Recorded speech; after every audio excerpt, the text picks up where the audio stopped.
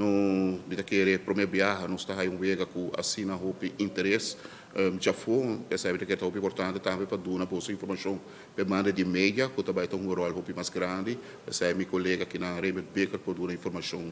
e seguro me daquele outro informação de interesse para o povo que é fanático qual nós espera também apoiar nossa seleção massalmente para sobre que apoio de nós fanáticos é donar aquilo vai extra mile e vamos para nós sair resultado positivo contra a seleção de Corsão. Para nós também seguro prazer para poder dar suporte e dar sustento na Federação de Futebol Local, para o qual trata o classificatório internacional, de maneira nós temos no rato passado, dia 8 de junho próximo, onde a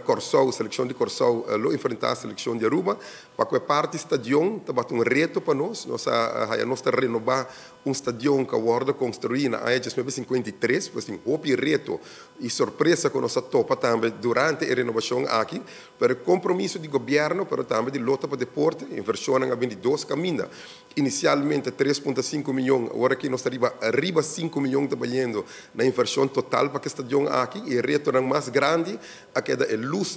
que nós permitimos a Federação Local de Aruba Futebol Bond, que lotinhas aqui na Clapa dia 8 de junho, e nós estamos trabalhando com alma e corpo, patinando também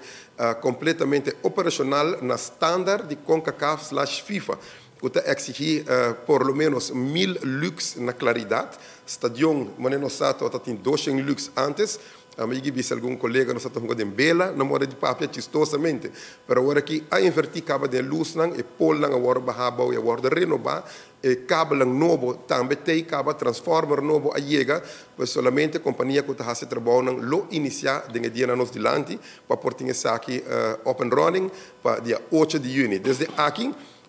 nós não vamos em detalhes para o estadio, nós damos nosso compromisso para portar isso aqui claro, não completamente, mas turf está aprovado para a FIFA e a luz com a aprovação de CONCACAF FIFA, o vega lo por guarda hunga, e depois de 8 de junho nós temos que ser estadio rato para acabar com o restante de trabalho, ojalá para setembro/outubro, estadio aqui está completamente claro com sua erva artificial e também seu track and field e de estilo novo para seguir, inspirar e motivar todos os atletas.